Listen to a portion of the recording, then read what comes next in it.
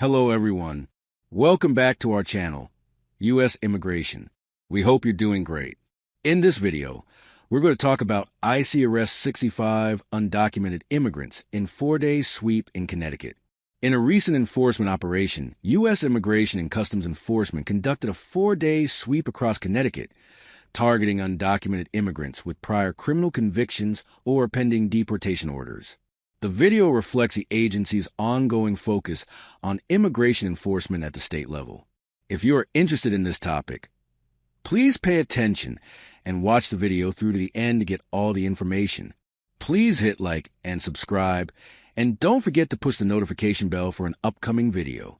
Immigration and Customs Enforcement agents and other federal officers apprehended 65 undocumented immigrants in Connecticut during a 4-day operation, according to the agency.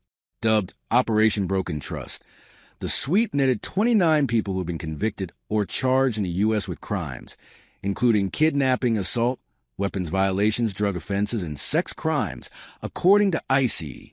The federal agency said it targeted transnational organized crime, gangs, and egregious offenders. Connecticut is a sanctuary no more, a news release from ICE read.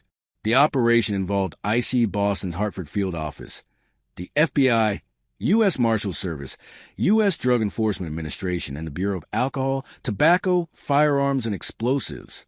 The sweep took place from August 12th to 15th, ICE said. The Trump administration has pointed to Connecticut's Trust Act as interfering with ICE enforcement actions. The Trust Act, which was expanded this year, limits state and local police and others from arresting or detaining individuals with an immigration detainer except under specific circumstances. Sanctuary legislation like Connecticut's Trust Act only endangers the communities it claims to protect.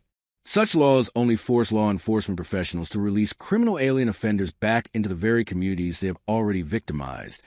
ICE Enforcement and Removal Operations Boston Acting Field Office Director Patricia H. Hyde said in the release, "The state of Connecticut is a safer place thanks to the hard work and determination of the men and women of ICE and our federal partners." Governor Ned Lamont told the Department of Justice Tuesday that his administration will not amend its immigration policies, despite threats of funding cuts and criminal charges. "As a governor, my focus is on making sure our kids show up at school or residents participate fully in their democracy, and that all individuals are treated with respect," he wrote in a letter to U.S. Attorney General Pam Bondi. Lamont's response came after Bondi sent the state a letter with a deadline to provide details that confirms your commitment to comply with federal laws and identifies the immediate initiatives you are taking to eliminate laws, policies, and practices that impede federal immigration enforcement. A spokesperson for the governor responded Wednesday to news of the operation. "Connecticut is not a sanctuary state.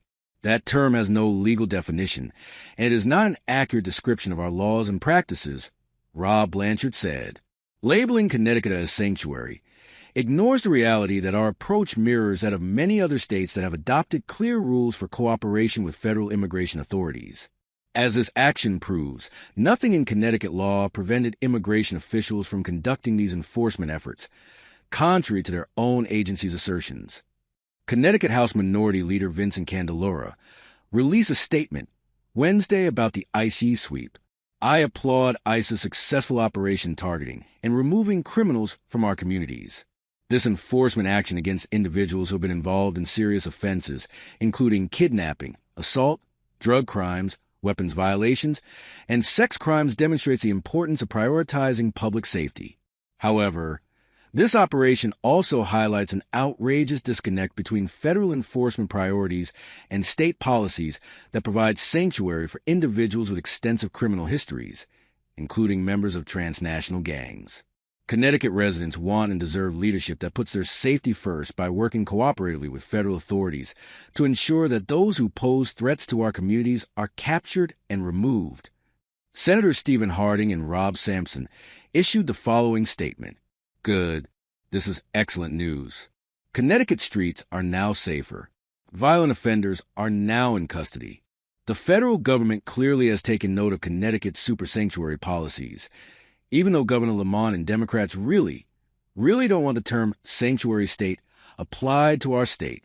The federal government clearly has taken note that Connecticut law under Democrat one-party rule prohibits local and state law enforcement from cooperating with federal immigration authorities, including for those who have been convicted for violent felonies.